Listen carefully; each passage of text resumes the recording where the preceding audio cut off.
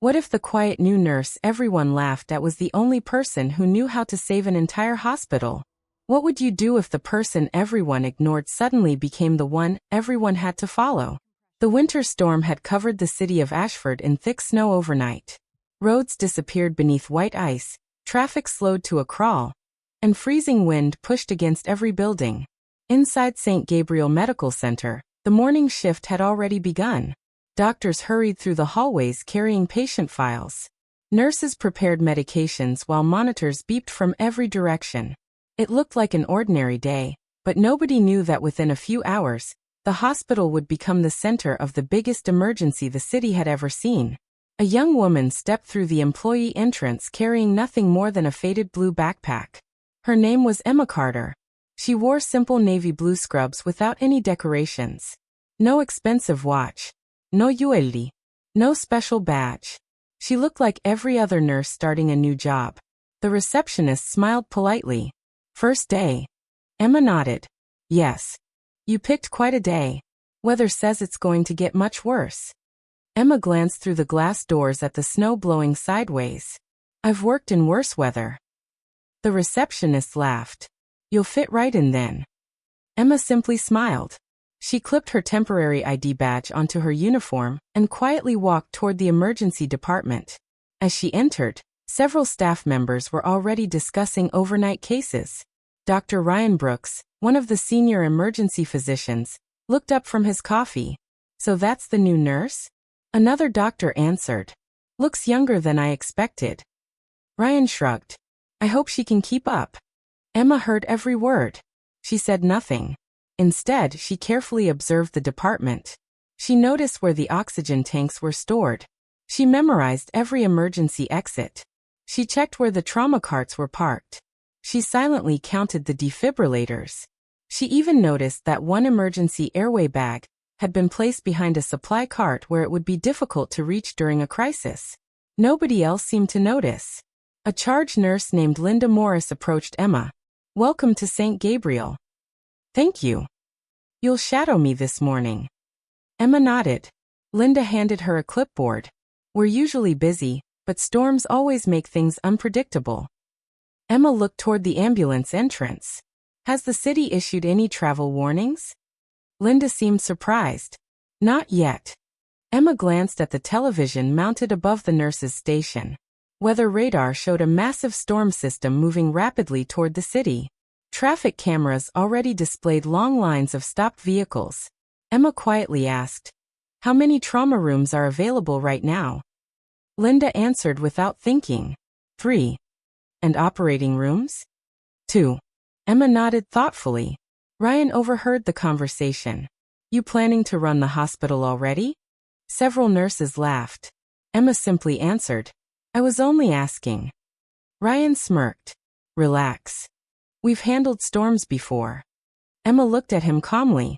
And his pain isn't staying in one place. Ryan shook his head. He's anxious. Emma looked back at the patient. I don't think anxiety is causing this. Ryan smiled politely. Thank you. I'll handle it. He walked away. Emma remained beside Samuel. She gently held his wrist again. The pulse had become even faster. Samuel whispered, I don't feel right. Emma immediately pressed the emergency call button. Within seconds, Samuel suddenly lost consciousness. Monitors began screaming. Doctors rushed into the room. Blood pressure dropped rapidly. Ultrasound revealed massive internal bleeding. Ryan froze. Emma had recognized the warning signs almost 10 minutes earlier. Samuel was rushed into emergency surgery. The operating team barely saved his life. Outside the room, Ryan stared at the floor. Linda quietly walked beside Emma. You noticed it before anyone. Emma answered softly. I noticed a change. Linda looked at her carefully. You've done this before. Emma only smiled. A long time ago. She picked up another patient chart and quietly walked away. Ryan watched her disappear down the hallway. For the first time that morning, he realized the quiet new nurse wasn't ordinary at all. Emma barely had time to take a sip of water before another ambulance pulled into the emergency entrance. 2 paramedics rushed inside with a young man whose face was covered in blood. He fell through a glass roof. One of them shouted, "Possible spinal injury." Ryan immediately took control. Trauma room 2. Emma stepped beside the stretcher and quietly checked the patient's breathing. His chest was rising unevenly. She gently placed 2 fingers near his neck. The pulse was fast. Too fast. She looked toward the oxygen monitor. The number dropped from 94 to 88 in less than 20 seconds. "His airway is getting worse," Emma said. Ryan continued examining the broken arm. "We'll intubate if needed." Emma looked directly at the patient's lips. They were beginning to turn blue. "He needs oxygen now." Ryan paused for a second before nodding. The respiratory therapist placed a mask over the patient's face. Within moments, the oxygen level climbed back above 95. Ryan glanced toward Emma. "You caught that quickly." Emma simply replied, "I've learned that small changes usually become big problems." Ryan didn't answer. He simply continued treating the patient. Something about the new nurse continued bothering him. She wasn't lucky. She was seeing things before everyone else. Outside, the snowstorm continued getting stronger. Wind howled against every window. Police radios across the city reported multiple accidents. Tow trucks struggled to reach stranded drivers. Inside the hospital, television switched to emergency weather coverage. The reporter spoke with growing concern. "Authorities are asking everyone to avoid unnecessary travel." Emma stopped walking. She watched the traffic map carefully. One highway leading into the city had almost completely stopped. Cars barely moved. A long line of buses waited near a bridge. Emma quietly asked Linda, "Do school buses still use that route?" Linda nodded. "Most of them." Emma looked back at the screen. "If the bridge freezes." She never finished the sentence. Ryan overheard her again. "You always expect the worst." Emma answered softly, "I prepare for it." Ryan shook his head. "You've got quite an imagination." Emma smiled politely. "No. I've just seen what happens when people think disasters only happen to someone else." Her words stayed in Ryan's mind long after she walked away. Around noon, the emergency department became unusually quiet. Almost too quiet. Several nurses joked that maybe the storm had scared everyone into staying home. Emma wasn't convinced. She walked through each trauma room one more time. She checked oxygen tanks, blood warmers, portable monitor, emergency medication trays. One crash cart had 2 missing syringes. Another had expired airway lubricant. Emma quietly replaced everything herself. Linda noticed. "You really inspect everything." Emma nodded. "Equipment never panics." "People do." Linda smiled. "I've never heard anyone say that before." Emma quietly finished organizing the cart. Her faded blue backpack rested beneath the nurse's station. Nobody knew what was inside. During lunch, Linda accidentally bumped against it. It felt unusually heavy. "Emma? What do you keep in here?" Emma looked over. "Old notebooks. Nothing important." Linda laughed. "They must weigh 20 pounds. Emma smiled. "They've been with me a long time." She didn't mention that the notebooks contained years of emergency response plans, disaster diagrams, helicopter evacuation sketches, and lessons written after missions that had changed her life forever. Those memories stayed locked away, just like the woman she used to be. At exactly 12:47 p.m. Every radio inside the emergency department came alive. Static filled the room. Then a dispatcher spoke. "Attention all available trauma centers. Major multi-vehicle collision reported. Location: Interstate 47 near North River Bridge. Possible passenger bus involved." Every conversation stopped. Ryan immediately reached for the nearest phone. "How many victims?" The dispatcher answered, "Unknown." Fire reported. "Multiple entrapments." More information coming. Emma slowly looked toward the television.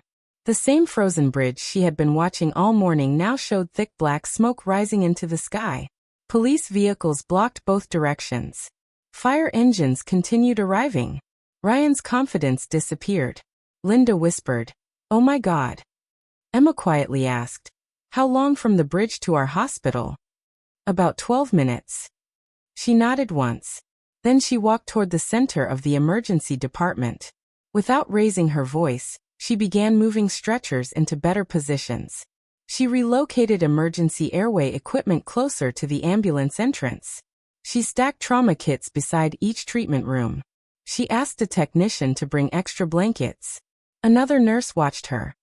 Did someone tell you to do this? Emma answered. No. But we'll wish we had. Before anyone could say another word, the emergency radio crackled again. St. Gabriel Medical Center. Prepare for mass casualties. At least 27 confirmed victims. Several are critical. First ambulances arriving in 6 minutes. Silence filled the emergency department. Ryan slowly lowered the phone. Linda looked at Emma. Emma didn't look surprised. She simply took one deep breath and waited for the doors to open. The first ambulance burst through the emergency entrance with its sirens still echoing across the parking lot.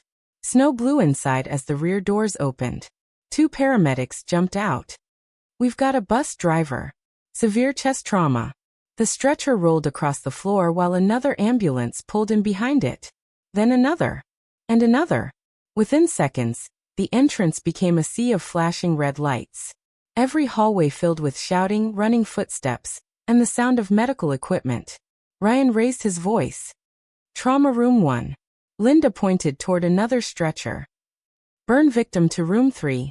A young nurse froze in the middle of the hallway, unsure where to go. Emma gently touched her shoulder. Breathe. Take the patient to room 4. You're doing fine. The nurse nodded and hurried away. Emma never raised her voice. Yet somehow, people immediately listened. Another ambulance stopped outside. This time it carried 3 patients. A little girl cried while holding her injured brother's hand. Their father lay unconscious beside them. One paramedic shouted, "We need another trauma team." Ryan looked around. Every room was already full. For the first time that day, he didn't know where to send the next patient. Emma quickly looked across the department. She noticed 2 patients who had already been stabilized. They can be moved. Ryan looked at her. What? Transfer rooms 5 and 6 to observation. That gives us 2 trauma spaces. Ryan hesitated, then nodded. Do it. Within 90 seconds. 2 more trauma rooms were ready. Ryan glanced toward Emma. That decision alone had saved valuable minutes. Outside, the storm became even worse. Snow covered every ambulance almost as fast as it arrived. Firefighters struggled to carry patients through the freezing wind. Police officers held crying family members behind the emergency entrance. Nobody knew exactly how many people had been injured. The numbers kept rising. Another stretcher rolled inside. A teenage boy. His face was covered with blood. He wasn't moving. A young doctor looked at the chart. Stable. Emma immediately looked at the boy's chest. Something felt wrong. His breathing wasn't regular. She leaned closer. His airway was blocked by blood. Get suction. The nearby nurse reacted instantly. Within seconds, Emma cleared the boy's airway. He suddenly coughed hard. Fresh air filled his lungs. The oxygen monitor jumped upward. The young doctor stared at Emma. I didn't even notice. Emma looked at him kindly. You will next time. There was no blame in her voice, only encouragement. The emergency department was now operating beyond capacity. Stretchers lined both sides of the hallway. Doctors treated patients wherever they found space. Blood units disappeared almost as quickly as they arrived. Linda checked the supply board. We're running low. Ryan looked worried. How many units left? 6. Ryan rubbed his forehead. We may not have enough. Emma quietly walked toward the blood storage refrigerator. She counted every available unit. Then she turned back. Separate critical bleeding from moderate bleeding. Linda frowned.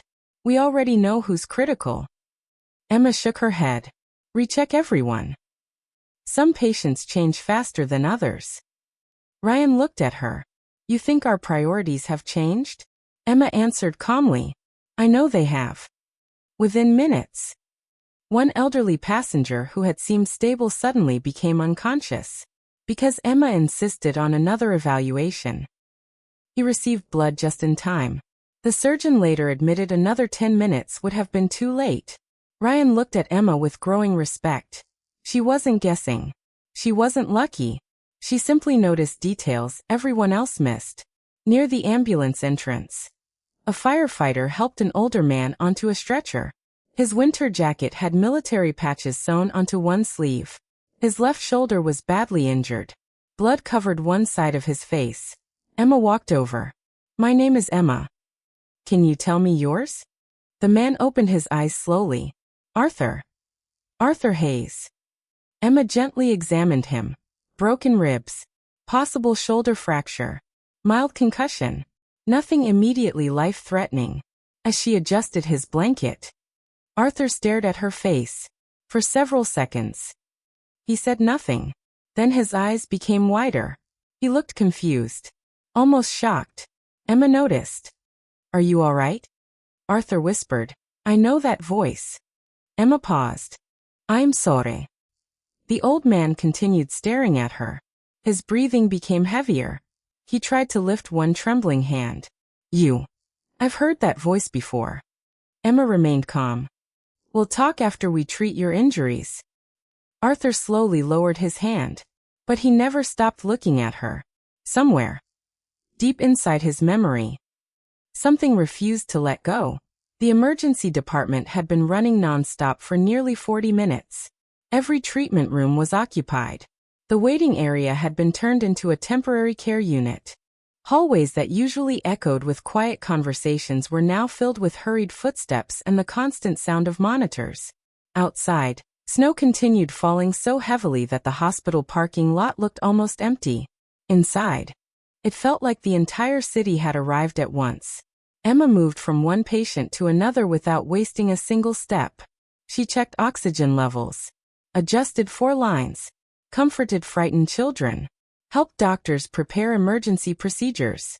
She never appeared rushed, no matter how loud the room became. Her voice stayed calm. That calmness slowly began affecting everyone around her.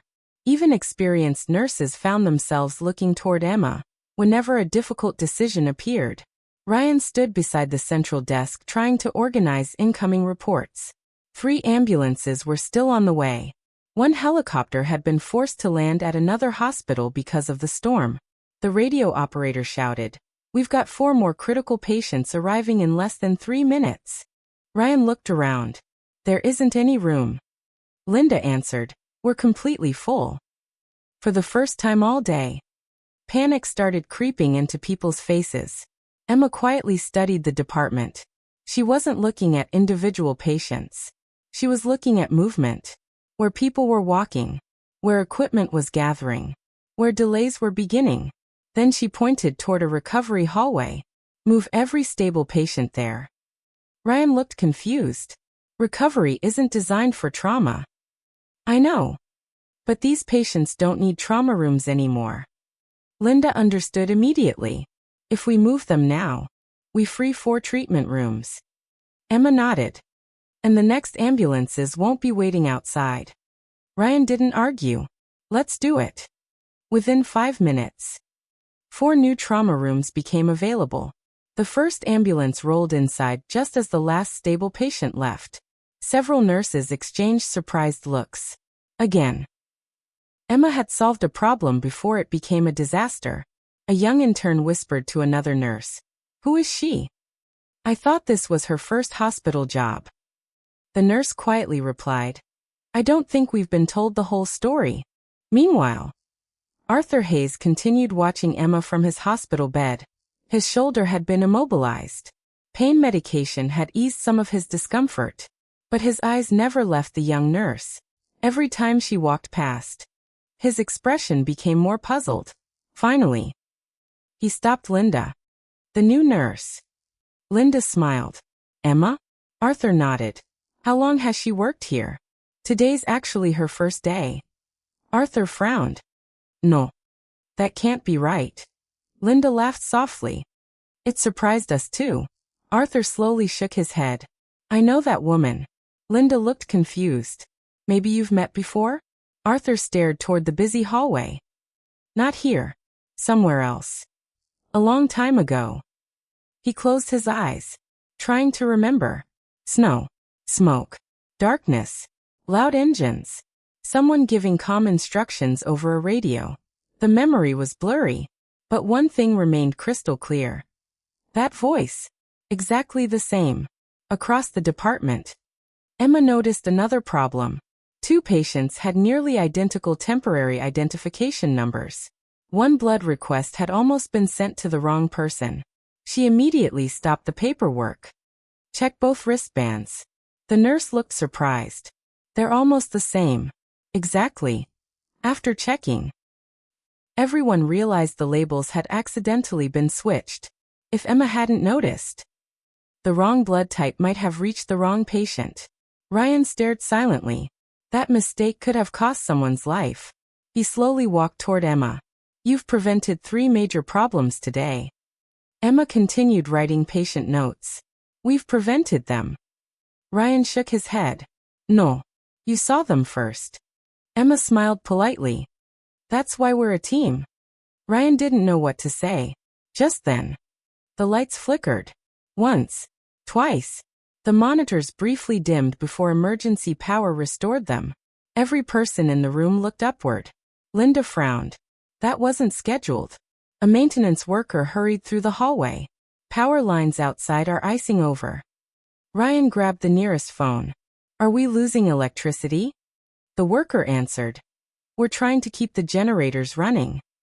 Emma quietly looked toward the ceiling, then toward the operating rooms, then toward the emergency exits. She mentally mapped every possible problem. Backup lighting, battery-powered monitors, portable oxygène, manual ventilation bags. She knew exactly where each one was located. Ryan noticed her scanning the room. What are you thinking? Emma answered honestly. If the power fails, we'll have less than a minute before small problems become big ones. Ryan followed her eyes. For the first time all day, he wasn't questioning her. He was learning from her. Outside, the storm grew even stronger. Inside, no one realized that the greatest challenge of the day hadn't arrived yet. And in the corner of the emergency department, Arthur Hayes continued staring at Emma. A forgotten memory was finally beginning to surface. One that would soon leave the entire hospital speechless. The emergency department had settled into a fast but controlled rhythm. Doctors moved with purpose. Nurses communicated with short, clear sentences. Paramedics continued bringing in patients rescued from the highway crash. Outside, the snowstorm showed no signs of slowing. Inside, every second mattered. Emma was updating patient charts when a loud crash echoed somewhere above the ceiling. Everyone froze. The sound lasted only a moment. Then silence returned. Ryan looked toward the ceiling. What was that? No one answered. A maintenance worker hurried down the hallway with a flashlight. Probably ice shifting on the roof. Linda wasn't convinced. I've worked here 12 years. I've never heard that sound before. Emma quietly looked upward. Instead of returning to work immediately, she slowly walked toward the surgical corridor. She noticed something that nobody else had. A thin line of water was running down one wall. It was almost invisible. Only a few drops. She reached out and touched it. Cold. Very cold. Her eyes followed the water upward. A small brown stain had appeared on one of the ceiling tiles. It hadn't been there earlier that morning. Emma looked around. The corridor below the stain was one of the busiest paths in the hospital. Patients going to surgery. Doctors returning from the operating rooms. Equipment carts. Portable oxygène cylindré. Everything passed through that hallway. She quietly called the maintenance worker. Can you come here for a second? He walked over. What is it? Emma pointed toward the ceiling. When was this inspected? The man looked up. About 2 months ago.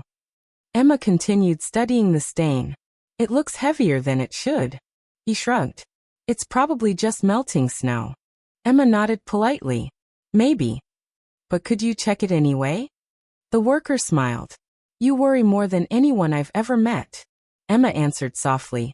I've learned that buildings usually whisper before they scream. The maintenance worker chuckled. I'll take a look when things calm down. He walked away. Emma watched him disappear around the corner. Something didn't feel right. The maintenance worker who had ignored the warning came running around the corner. His face turned pale. Move away from the surgical corridor. It's starting to fail. Doctors grabbed patients. Nurses pushed stretchers away from the hallway. The ceiling groaned again. Metal twisted somewhere above them. Emma's eyes widened. She knew exactly what was about to happen. She took one deep breath, stepped into the center of the emergency department, and shouted the first command anyone had heard from her all day. Everybody move now. At that exact moment, the ceiling exploded downward. Concrete, steel, water, and broken lights crashed into the surgical corridor. The entire hospital shook. People screamed. Dust filled the air. And somewhere beneath the wreckage, someone cried for help. The sound of collapsing concrete echoed through every corner of St. Gabriel Medical Center. For a split second, nobody moved. Dust exploded into the hallway like a thick gray cloud. Pieces of ceiling tile, metal pipes, insulation, and broken light fixtures crashed onto the surgical corridor. Patients screamed. Monitors began sounding alarms. Someone shouted, "Help!" Another voice cried, "We've got people trapped." Emma didn't panic. She took one quick look across the emergency department. The damaged corridor, the flooding water, the fallen electrical cables, the blocked route to surgery. In less than 2 seconds, she understood the entire situation. "Nobody run," she shouted. Her voice cut through the chaos. Everyone froze. Even Ryan stopped moving.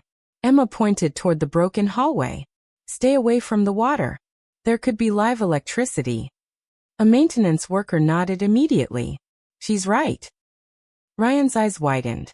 Daniel, the young intern. Nobody had seen him since the ceiling collapsed. Ryan whispered. He was taking a patient to surgery. Silence filled the department. Emma looked toward the blocked hallway. So there are at least 3 people trapped. The maintenance supervisor returned. "Power to this section is off." Emma nodded. "Good." She picked up a flashlight. Ryan stopped her. "What are you doing?" "I'm going inside." "No. It's too dangerous." Emma calmly looked at him. Emma didn't respond. She simply crouched near the opening. The space beneath the fallen ceiling was barely 3 feet high. Dust still floated through the air. Water dripped steadily from broken pipes. Emma switched on her flashlight. The beam disappeared into darkness. She took one deep breath, then crawled inside.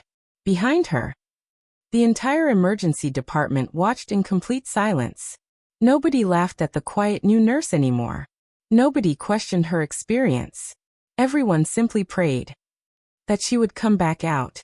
About 15 feet inside, Emma heard coughing. "Can anyone hear me?" she called. A weak voice answered. "Here. I'm here." She followed the sound. The flashlight revealed the young intern Daniel. His leg was trapped beneath a heavy steel frame. Blood covered one side of his forehead.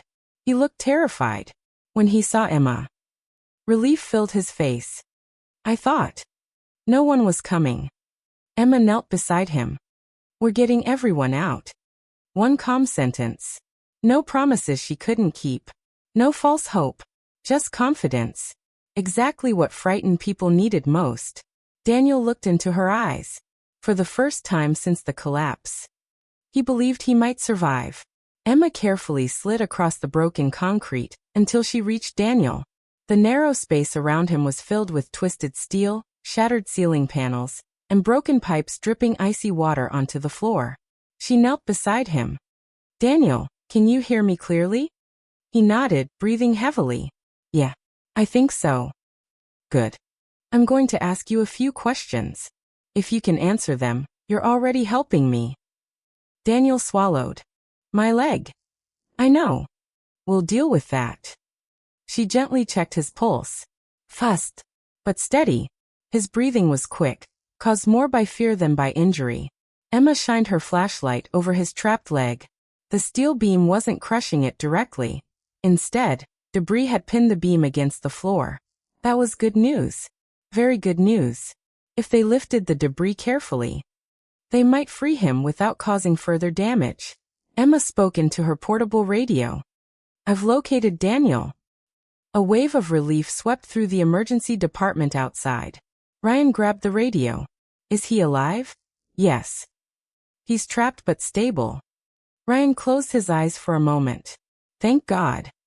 Emma continued. I still have 2 missing people. I'm moving farther inside. Ryan immediately replied. Be careful. Emma smiled slightly. I always am. Daniel looked at Emma. You don't seem scared. Emma adjusted the flashlight. I am. His eyes widened. You are? Of course.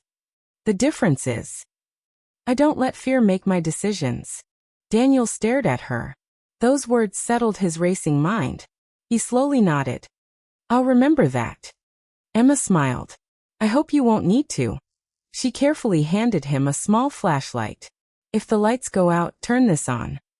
He gripped it tightly. Outside, maintenance crews were shutting off water lines while firefighters rushed into the building carrying rescue equipment. The hospital entrance had become crowded with emergency vehicles. Police officers blocked every road leading to St. Gabriel Medical Center. Local news helicopters couldn't fly because of the storm, but television reporters had already gathered outside. Rumors spread quickly. People heard there had been a collapse inside the hospital. No one knew how serious it was. Emma crawled deeper into the damaged corridor. The air grew colder. Dust filled every breath. A metal cabinet blocked most of the passage. She squeezed around it and called out again. Can anyone hear me? For several seconds. Nothing. Then, a faint tapping sound. Top. Top. Top. Emma stopped moving. She listened carefully. The tapping came again. A hand slowly appeared through the gap. Emma hurried forward. I've got you. The transporter, Michael, looked exhausted. His shoulder was pinned beneath a broken cabinet. I can't move. Emma checked the debris around him. The cabinet wasn't the real problem. A cracked concrete slab rested against it. If someone lifted the cabinet without supporting the slab, everything above could collapse. Emma pressed her radio. I've found Michael. Ryan answered instantly. How bad? Conscious. Shoulder trapped. But the structure is unstable. Outside, firefighters began preparing specialized lifting equipment. The rescue captain asked, Can she tell us what's supporting the debris? Ryan handed him the radio. The captain spoke calmly. Emma, this is Captain Lewis. Describe what you see. Emma carefully examined the damaged area. One cracked support slab. Cabinet indernite. Steel pipe running across the left side. If the cabinet moves first, the slab drops. Captain Lewis nodded. Understood. He turned to his team. She's right. We stabilize the slab before touching anything. Several firefighters looked surprised. How does a nurse know structural collapse? The captain answered quietly, I don't know. But listen to her. Back inside, Emma continued searching. Only one missing person remained. She switched off her flashlight for a moment. Everything became completely silent. No voices. No machinery. No footsteps. Then, very faintly, someone coughed. It came from farther ahead. Emma slowly followed the sound. The corridor narrowed again. She crawled over broken pipes and scattered bricks until she reached another collapsed section. Her flashlight swept across the rubble. Nothing. She moved closer. Then she noticed something. A small piece of blue fabric. Hospital scrubs. Emma carefully pushed aside loose insulation. There, half buried beneath broken ceiling panels, lay Nurse Olivia Grant. She was unconscious. A metal pipe rested across her legs. Emma immediately checked for breathing. Weak, but present. She exhaled quietly. Olivia. No response. Emma reached for her radio. I've located the third victim. Outside. A cheer almost broke out. Everyone missing had now been found alive. Ryan smiled for the first time in nearly an hour. Can you get her out? Emma looked around. Then her expression changed. The ceiling above Olivia had shifted again. A deep cracking sound echoed overhead. Tiny pieces of concrete began falling around her. Emma whispered to herself, "Not now." The flashlight beam trembled slightly as another loud groan rolled through the damaged corridor. Outside, Captain Lewis looked toward the ceiling. His face turned serious. He grabbed the radio. "Emma, you need to leave." Emma looked at Olivia, then back toward the exit. She knew exactly how much time remained. And it wasn't much. She took one steady breath, made her decision, and reached for Olivia's hand. Emma looked at Olivia's unconscious face. Then she looked back toward the narrow opening that led outside. Captain Lewis's voice echoed through the radio. "Emma, respond." She picked up the radio. "I hear you. The ceiling is shifting. You need to evacuate immediately." Emma glanced upward. A long crack stretched across the concrete slab above Olivia. Fine dust drifted into the beam of her flashlight. She knew exactly what it meant. The structure was weakening. But she also knew something else. Olivia couldn't survive if she was left behind. Emma answered calmly, "I have one patient who can't move." Captain Lewis paused. "We'll send another team." Emma gently shook her head. "They won't reach her in time." Ryan grabbed the radio. "Emma, please come back. We'll figure something out." Emma closed her eyes for a brief moment. Then she opened them again. "I already have." Emma carefully examined the debris surrounding Olivia. The metal pipe across her legs looked heavy, but it wasn't supporting the ceiling. That was good. The real danger was the cracked concrete slab hanging above them. She searched the area with her flashlight. Near the wall, she spotted a thick wooden support beam that had fallen from a storage rack. An idea formed instantly. She crawled over, grabbed the beam with both hands, and dragged it across the rubble. It was heavy. Every movement made the broken ceiling creak. Outside, firefighters watched nervously through the narrow opening. Captain Lewis whispered, "What is she doing?" Ryan stared silently. "I don't know." Inside, Emma wedged the wooden beam beneath the cracked slab. She pushed with all her strength until it locked tightly between the floor and the ceiling. The slab shifted slightly, then stopped moving. It wasn't a permanent fix, but it bought them time. Captain Lewis listened to the sound through the radio. Realization crossed his face. She just built a temporary support. One firefighter blinked in surprise. How would a nurse know that? The captain didn't answer. He simply admired the calm precision of every decision Emma made. Emma returned to Olivia. She checked her breathing again. Still weak. She carefully lifted loose pieces of debris away from her body. "Olivia, can you hear me?" A faint groan escaped her lips. Her eyelids fluttered. Emma smiled. "That's good. Stay with me." Olivia whispered, "It hurts." "I know. But we're getting out." Emma slid an emergency blanket beneath Olivia to reduce friction against the broken concrete. Then she spoke into the radio. "I need a spinal board at the entrance." Captain Lewis replied immediately. "It'll be waiting." Outside, Arthur Hayes sat upright despite his injured shoulder. He refused to leave his hospital bed. His eyes stayed fixed on the damaged corridor. Something deep inside his memory continued pushing forward. Then, he heard Emma's voice through the rescue radio. Clear. Calm. Steady. His breathing suddenly stopped. The voice. He knew it. Not from a hospital. Not from years ago in a city. From somewhere far away. Snow. Mountains. Military helicopters. Explosions. He whispered, "No." Then another memory flashed. A younger woman wearing rescue gear instead of hospital scrubs, giving orders while soldiers carried injured civilians. The same calm voice. The same confidence. Arthur's eyes widened. It can't be. He struggled to stand. Linda hurried over. "Mr. Hayes, you need to stay in bed." Arthur ignored her.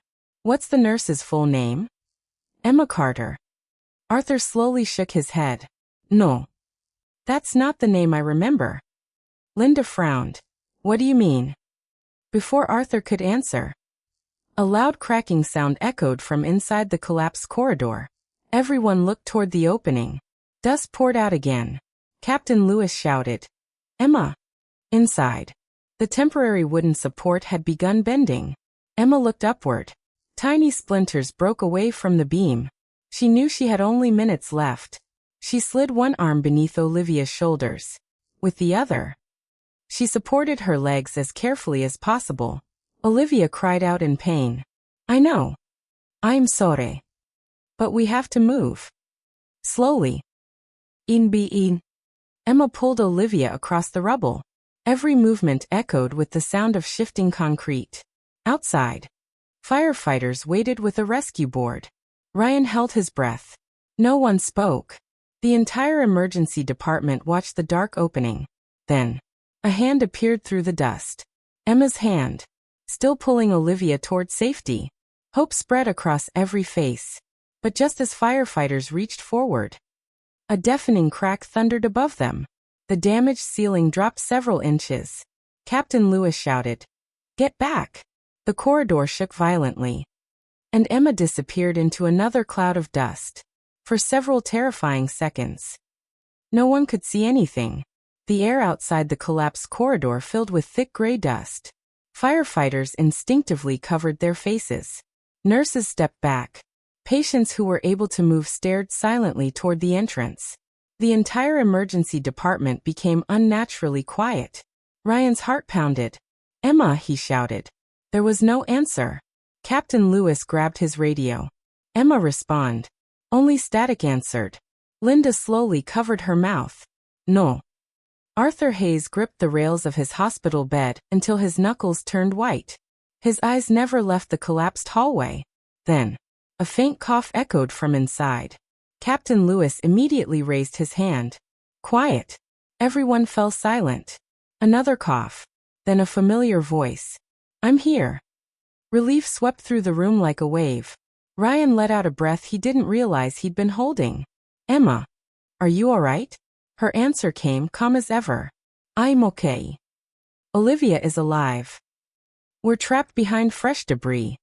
Captain Lewis quickly stepped closer to the opening. What do you see? Emma switched on her flashlight again. The collapse hadn't buried them completely. Instead, a large concrete beam had fallen across the passage behind them. The way back was blocked. She slowly examined the space around her.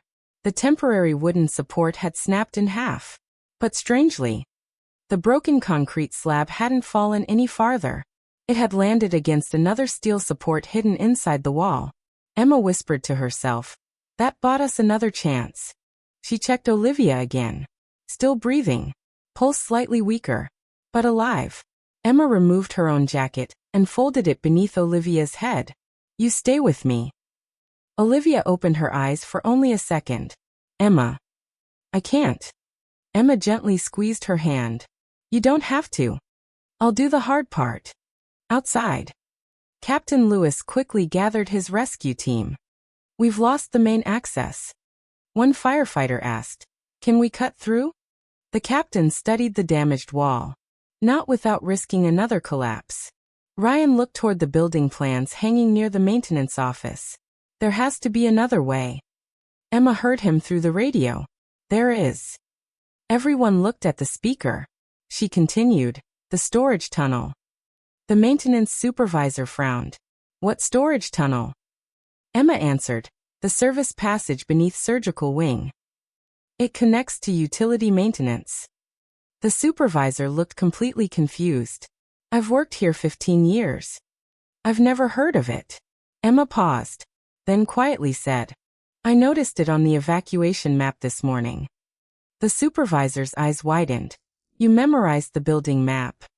On your first day, Emma smiled faintly. I memorize every building I work in.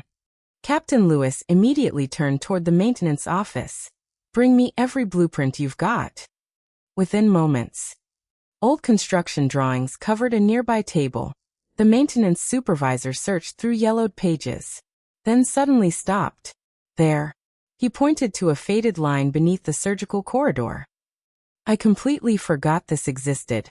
Captain Lewis smiled. Good catch. Ryan looked toward the blocked hallway. Emma had just found them another chance. Inside the collapsed corridor. Emma noticed Olivia beginning to shiver. The temperature had dropped sharply. Broken pipes continued spraying icy water nearby. Emma knew cold could become another enemy. She searched the debris until she found an emergency thermal blanket inside a crushed supply cabinet. She carefully wrapped Olivia in it. Better. Olivia gave the smallest nod. Emma smiled. Good. Keep talking to me. My brother. Olivia whispered weakly. Tell him. Emma gently interrupted. You'll tell him yourself. Olivia looked at her. You really believe that? Emma answered without hesitation. Yes. It wasn't blind optimism. It was determination. Outside. Arthur Hayes suddenly stood up, despite the pain in his shoulder. He walked toward Ryan. I remember. Ryan turned. What? Arthur pointed toward the collapsed hallway. That nurse. I've seen her before. Ryan frowned. Where? Arthur stared into the distance. 8 years ago. After the North Ridge avalanche. There was a rescue commander. Young. Calm.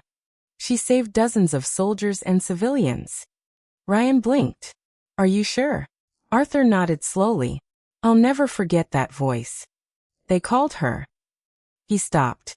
The final memory was just out of reach. A nickname. A call sign. One word. It hovered in his mind. Almost ready to return. Before Arthur could remember. Captain Lewis ran back toward the group. We found the tunnel. It hasn't been used in years. But it leads almost directly beneath Emma. Hope returned to every face. Firefighters grabbed cutting tools, lights, and rescue gear. Captain Lewis looked at his team. We're bringing them home. Deep beneath the damaged corridor. Emma heard the faint sound of metal striking concrete. She looked upward and smiled for the first time since the collapse. They found the tunnel. The rescue had finally begun. Deep beneath the damaged surgical corridor. A rusty steel door groaned as firefighters forced it open. The forgotten service tunnel smelled of damp concrete and old machinery. Dust floated through the narrow passage while emergency lights cast long shadows across the walls. Captain Lewis switched on his flashlight. This tunnel hasn't been used in years.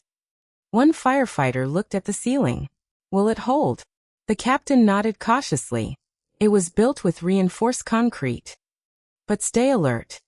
The rescue team moved forward in single file. Every step echoed through the narrow tunnel. Above them. Emma heard the faint sounds growing louder. She smiled. They're close. Olivia opened her eyes slightly. Someone's coming. Emma squeezed her hand. Yes. They're almost here. Outside the collapse zone. Ryan stood beside Arthur Hayes. Neither man took his eyes off the damaged corridor. Arthur quietly whispered. She's doing exactly what she did before. Ryan looked at him. What do you mean? Arthur smiled faintly. She always stayed calm. Even when everyone else was afraid. Ryan folded his arms.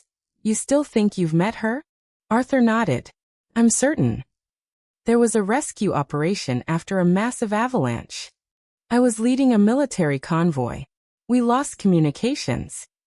People were trapped everywhere. Ryan listened carefully. Arthur continued. Then a young rescue commander arrived. She organized everyone. Military. Police. Doctors. Volunteers. Nobody argued. Everyone simply followed her. Ryan looked toward the collapsed hallway. That sounds exactly like Emma. Arthur slowly smiled. It is Emma. I just don't remember the name she used back then. Inside the tunnel. A firefighter suddenly stopped. Captain. Lewis aimed his flashlight ahead. A section of the tunnel had partially collapsed years earlier. Large concrete blocks covered the floor. One firefighter sighed. We'll never get equipment through here. Captain Lewis looked around. There has to be another way. Just then.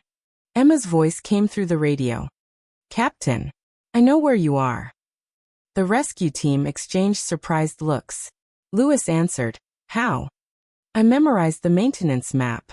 There should be a ventilation shaft on your right. One firefighter swept his flashlight across the wall. There is. It was hidden behind an old metal panel. Emma continued, "Remove the panel. You'll bypass the block section." The firefighters quickly pulled away the rusted cover. Behind it, a narrow passage continued toward the collapse site. Captain Lewis smiled. "I don't know how you remembered all this," Emma answered quietly. "I've learned that knowing your surroundings saves lives." Without another word, the rescue team entered the narrow passage. Back inside the emergency department, patients who had been treated were now helping however they could. One man handed out bottled water. Another comforted frightened children. A woman who had only received stitches helped organize blankets. Linda looked around and smiled. People really do come together during hard times. Ryan nodded. They just need someone to believe they can. Across the room, Lucy, the teenage girl Emma had comforted earlier, sat quietly wrapped in a blanket. She looked toward the collapsed hallway every few seconds. "Is Nurse Emma okay?" Linda smiled gently. "She's strong." Lucy nodded. "I know. When she held my hand, I wasn't scared anymore." Linda looked toward the tunnel entrance. "Neither are we." Deep inside the tunnel, Captain Lewis stopped. He tapped on a concrete wall. "Emma." A voice answered immediately from the other side. "I'm here." Relief spread through the entire rescue team. One firefighter laughed. "We found her." Captain Lewis studied the wall. "It's not very thick. We can cut through." The rescue saws immediately started. Concrete dust filled the tunnel. Piece by piece, the wall became thinner. Emma heard every sound. She looked at Olivia. "They're coming." Olivia managed the smallest smile. "I knew. You wouldn't leave." Emma smiled warmly. "I never planned to." Outside, Arthur suddenly froze. His eyes widened. The forgotten memory finally returned. He whispered one word. "Sentinel." Ryan looked confused. "What?" Arthur's voice shook with emotion. "That was her rescue call sign. Sentinel. The woman who saved us was Emma." Ryan stared toward the collapsed corridor in disbelief. The quiet nurse everyone had underestimated had once led one of the most successful rescue operations in the country's history, and no one inside St. Gabriel Hospital had known. Just then, a loud crack echoed from inside the tunnel. Captain Lewis shouted, "We're through." A beam of light pierced the darkness. Emma looked toward it and smiled. Help had finally arrived. What if the person pushing a mop through the hospital every night knew a secret that could save hundreds of lives? And what if everyone dismissed him? Until it was almost too late. The city of Brookhaven was settling into another cold autumn evening. Outside Mercy Point Medical Center, rain fell steadily against the glass entrance while ambulances arrived one after another. Inside, the hospital looked peaceful. Patients rested. Doctors finished their rounds. Visitors slowly headed home. But hidden beneath that peaceful routine, someone was carefully studying the building. Not from inside. From across the street. A black sedan sat beneath a row of trees. Its windows were dark enough to hide the people inside. A man wearing a gray baseball cap lowered a pair of binoculars. "They change security every 2 hours," he quietly said. The woman beside him wrote something inside a notebook. "What about the loading dock?" "Only one guard." She nodded. "And the basement entrance?" "No cameras covering the last 30 feet. She closed the notebook. "Perfect." The sedan quietly pulled away into the night. No one inside the hospital noticed. No one. Except one person. His name was Noah Bennett. Most people simply called him the janitor. Noah was 54 years old. He had worked at Mercy Point for almost 11 years. Every evening, he quietly pushed his cleaning cart through the hospital corridors. He smiled politely. He greeted everyone. He fixed squeaky doors. He picked up dropped papers. Most people barely looked at him. Some didn't even know his name. But Noah noticed everything. He noticed which cameras stopped working, which doors never closed properly, which lights flickered before burning out, which strangers wandered into places they shouldn't. He believed every building had a rhythm, and when that rhythm changed, something was wrong. That evening, Noah was polishing the floor near the emergency entrance when a young security guard walked past. "Evening, Noah." "Evening, Tyler." Tyler yawned. "Quiet night." Noah looked toward the parking lot. "I hope it stays that way." Tyler laughed. "You always expect trouble." Noah smiled. "I expect patterns." Tyler shook his head. "I still don't know what that means." Noah simply continued mopping. Across the entrance, a delivery driver wheeled several large cardboard boxes into the hospital. Nothing unusual. Deliveries happened every day. Still, Noah paused. Something about the man bothered him. Not because of what he did. Because of what he didn't do. Most delivery workers looked at signs, asked for directions, checked paperwork. This man didn't. He walked directly toward the storage elevators without looking once at the hallway signs. As if he had already memorized the building. Noah quietly watched him disappear around the corner. He didn't say anything. Not yet. Sometimes people notice strange things for perfectly ordinary reasons. But Noah never ignored that feeling in the back of his mind. He slowly pushed his cart toward the loading dock. The delivery truck was still parked outside. Its company logo looked genuine. Its license plate looked clean. Its paperwork lay on the dashboard. Everything appeared normal. Almost. Noah looked at the truck tires. Fresh mud covered them. But the roads into the city had been dry all day. Only the old construction site outside town still had wet dirt. Why would a medical delivery truck stop there? He quietly stepped back. The feeling grew stronger. Something wasn't right. Later that evening, Noah entered the basement supply hallway. The delivery boxes were stacked exactly where they should be. He walked past them, then stopped. One box had a shipping label. Another had no label at all. Hospitals were strict about inventory. Every package had paperwork. Every package had identification. Except this one. Noah gently tapped the side of the box. It sounded solid. Not like medical gloves. Not like bandages. Not like bottled supplies. He leaned closer. A faint metallic sound echoed inside. Footsteps approached. Noah immediately resumed sweeping the floor. The same delivery driver appeared at the end of the hallway. He smiled. "Working late?" Noah smiled back. "Every night." The driver nodded politely. "You must know this place better than anyone." Noah chuckled. "You'd be surprised." The driver's smile lasted just a second too long. Then he turned and walked away. Noah watched until he disappeared. Only then did he quietly whisper to himself, "Who are you?" Far above them, doctors continued saving lives. Families waited beside hospital beds. Children laughed in the pediatric wing. No one realized that beneath their feet, the first piece of a dangerous puzzle had just been placed. And the quiet janitor, the man everyone overlooked, had become the only person who noticed it. The basement hallway became silent again. Only the distant hum of ventilation fans echoed through the concrete walls. Noah stood motionless beside his cleaning cart, pretending to organize bottles and mops while keeping one eye on the unlabeled box. The delivery driver was gone. But Noah couldn't shake the feeling that someone was still watching. He slowly pushed his cart farther down the hallway until he reached the corner. Once he was out of sight, he looked back.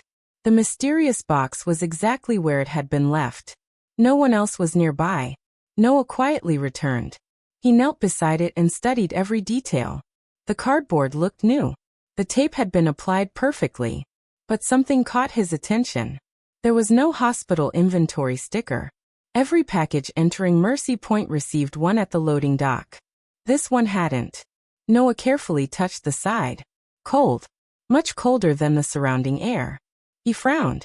Medical supplies weren't usually stored that cold unless they required refrigeration. Yet there was no cooling label. He leaned closer. Then, a faint ticking sound. Tick. Tick. Tick. Not loud. Just enough to make him stop breathing for a moment. Noah stood up immediately. He didn't panic. Instead, he quietly walked to the security office. Tyler looked up from the monitor screens. Back already? Noah nodded. I need you to come with me. Tyler laughed. Let me guess. Another broken light bulb? No. An unlabeled delivery. Tyler shrugged. Happens sometimes. No. It shouldn't. Tyler sighed and followed him downstairs anyway. The two men stopped beside the mysterious box. Tyler examined it for less than 5 seconds. It looks normal. Noah pointed toward the missing inventory label. Where's the receiving sticker? Tyler looked again. I don't know. Then Noah asked another question. Who signed for it? Tyler frowned. I'll check. He radioed the loading dock. Several seconds passed. No one remembers receiving it. Tyler's smile disappeared. Across the hospital, the same delivery driver entered a public restroom. He locked the door, pulled a small phone from his pocket, and sent one short message. Package delivered. A reply arrived almost instantly. Wait for phase 2.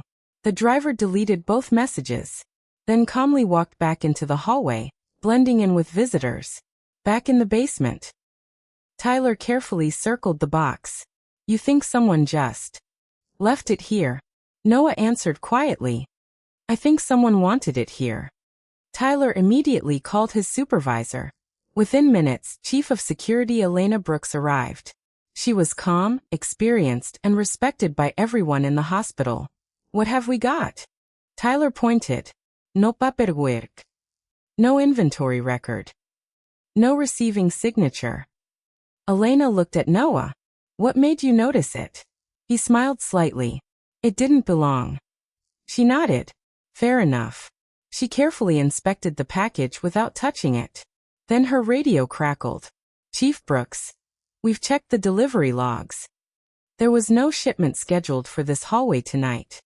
Elena's expression changed. She looked at Noah. You were right. Just then, the basement lights flickered. Once. Twice. The ticking inside the box seemed louder.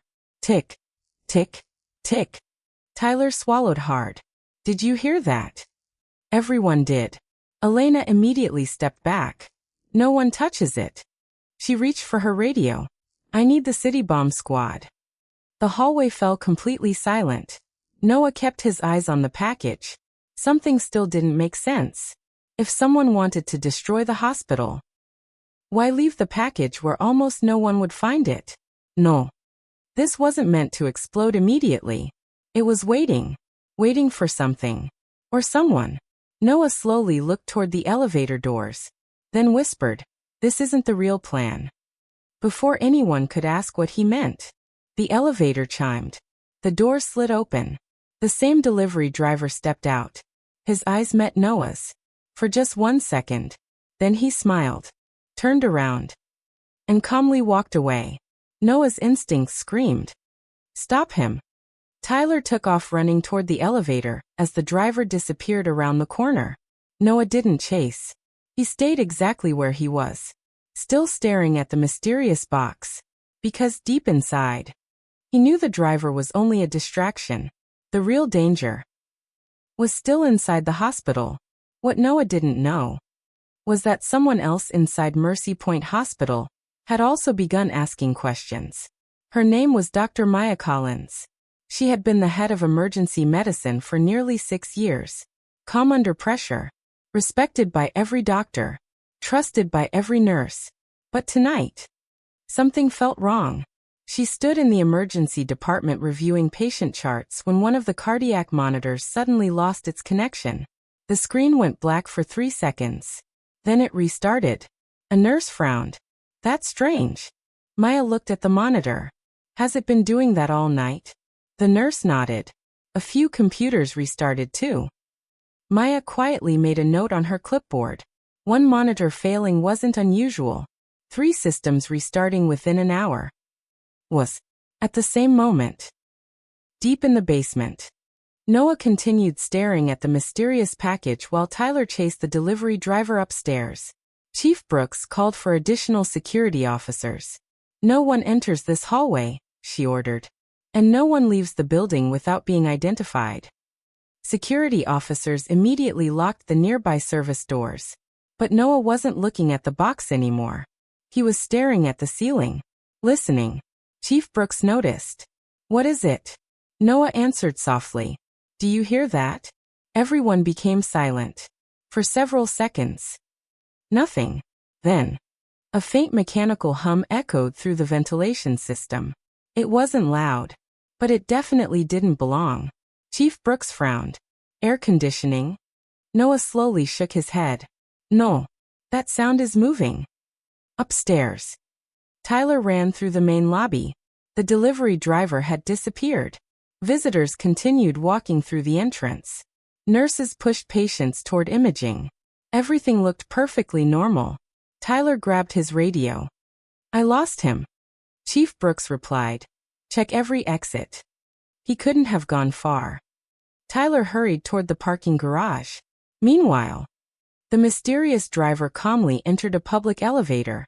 He removed his gray baseball cap, then took off a pair of fake glasses. When the elevator doors opened, he looked like a completely different man. He smiled slightly. No one remembers ordinary faces. He walked into the crowded cafeteria and disappeared among dozens of visitors. Back in the basement, the bomb squad finally arrived. Their leader, Captain Ethan Ross, carefully approached the package. No one touched it. Chief Brooks shook her head. Only visual inspection. Ethan nodded. Good. He slowly lowered a portable scanner over the box. The screen displayed several unusual shapes inside. Wires, metal cylinders, and a small electronic circuit. Tyler had just returned. His face turned pale. Is it? Captain Ross raised one hand. Nobody panic. He continued scanning. After another minute, he looked toward Noah. You may have just saved this hospital. The hallway became completely silent. Captain Ross carefully opened one side of the package using specialized tools. Everyone held their breath. Inside, they didn't find explosives.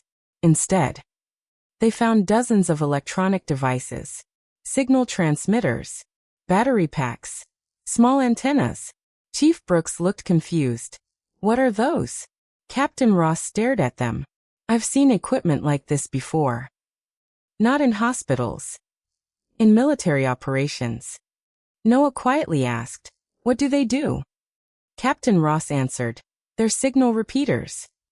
They extend communication networks. Tyler blinked. So, it's not a bomb. Captain Ross slowly stood. No, it's something much worse. Chief Brooks frowned. Worse. If someone installs enough of these, they can build a private communication system inside the hospital. Noah immediately understood. So whoever brought this is planning something much larger. Captain Ross nodded. This package wasn't the attack. It was the preparation. Before anyone could respond, every light in the basement suddenly went out. Darkness swallowed the hallway. Emergency lights switched on 2 seconds later. Red warning lights flashed across the ceiling. The entire hospital echoed with a computerized announcement. Warning. Network failure detected. Upstairs. Computers across every department suddenly shut down. Patient records disappeared from screens. Elevators stopped moving. Automatic doors froze. Inside the intensive care unit, several backup monitors switched to battery power. Dr. Maya Collins looked around in shock. This isn't a power outage. It's a system failure. At the exact same moment, the mysterious man stood quietly in the hospital cafeteria. He looked at his watch, smiled, and whispered, Phase 2 has begun. The emergency lights cast a dim red glow through every hallway of Mercy Point Medical Center.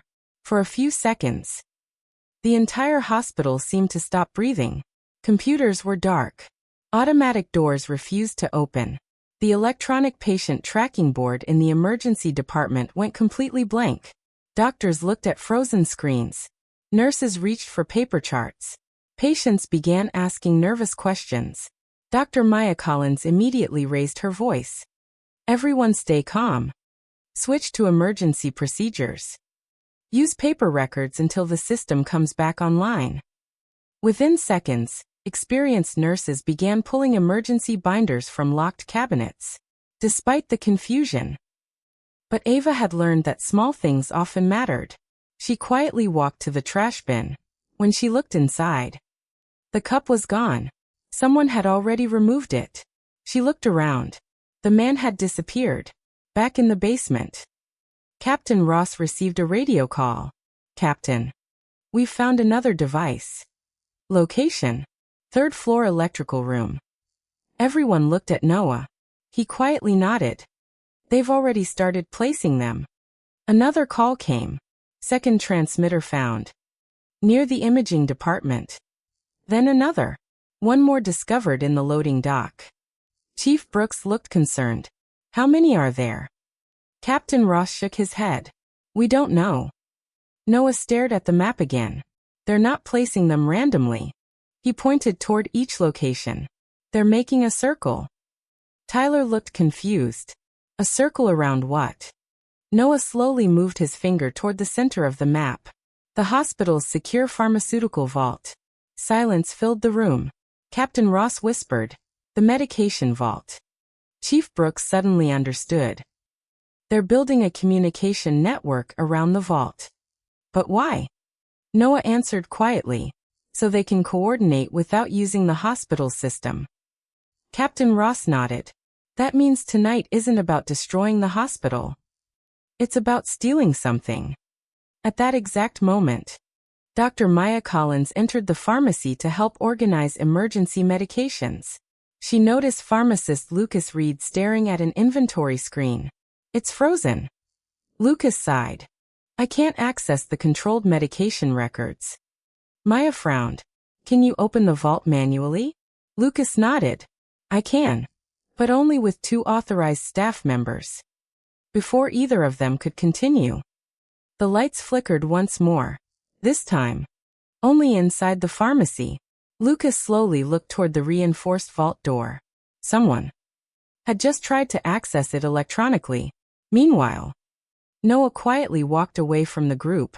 Tyler caught up with him. Where are you going? Noah stopped beside a small maintenance closet. He opened the door.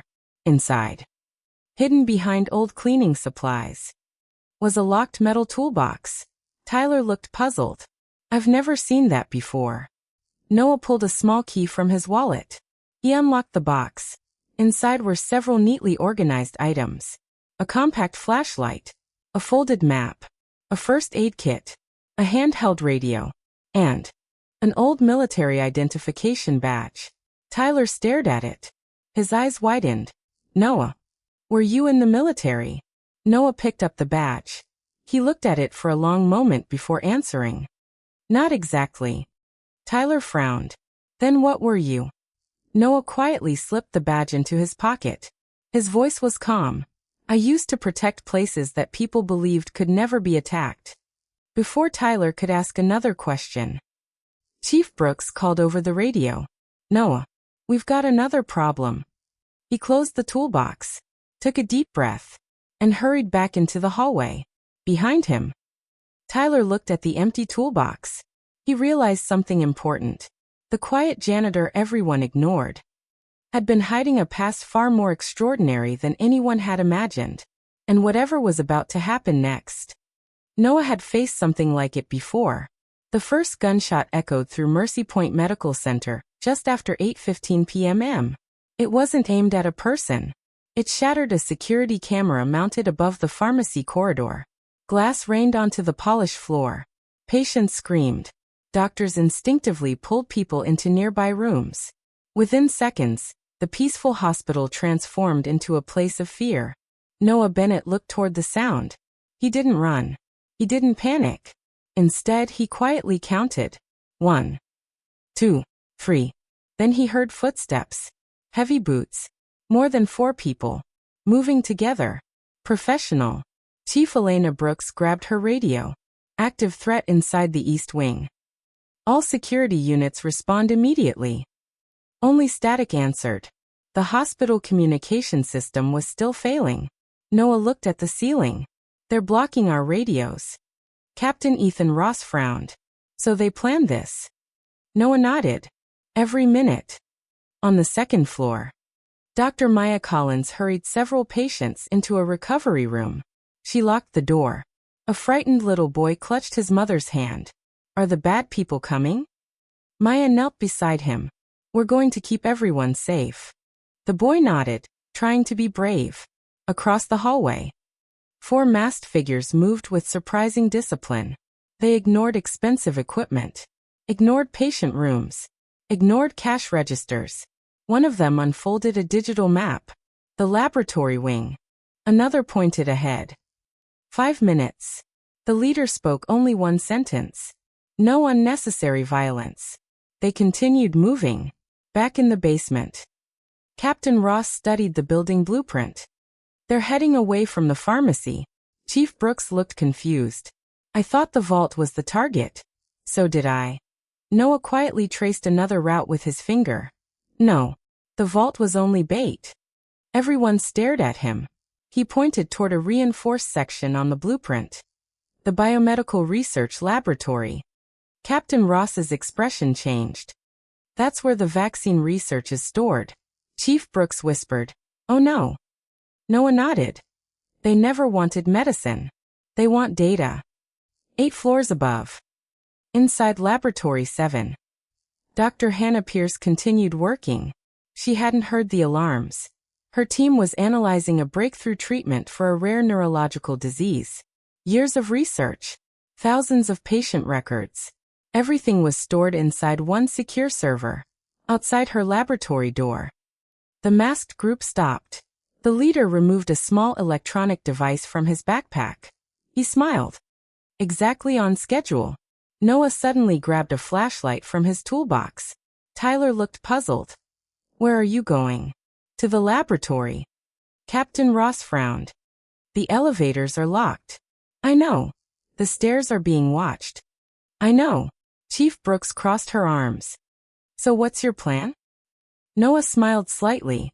The building is older than they think. He walked toward an old maintenance door hidden behind stacks of cleaning supplies. Few people even noticed it existed. Noah unlocked it with a worn brass key. The hinges creaked open. Behind it, a narrow concrete staircase disappeared into darkness. Tyler stared in disbelief. I've worked here 2 years. I never knew this was here. Noah switched on the flashlight. Most people never look where they don't expect to find anything. Captain Ross looked down the passage. Does it reach the research wing? Noah nodded. It was built decades ago for maintenance crews. No cameras. No electronic locks. Chief Brooks smiled. Looks like being a janitor has its advantages. Noah answered quietly. Every building tells its story. You just have to listen. The small rescue team entered the hidden staircase. Their footsteps echoed softly as they climbed upward. Above them, the masked intruders reached Laboratory 7. The electronic lock flashed red. One of them connected a hacking device. Numbers raced across its screen. 5%. 20%. 40%. Inside, Dr. Hannah finally noticed the security alert. She looked at her computer. Every external connection had disappeared. Then, the laboratory lights dimmed. Someone knocked gently on the reinforced door. She froze. Another knock. Much louder.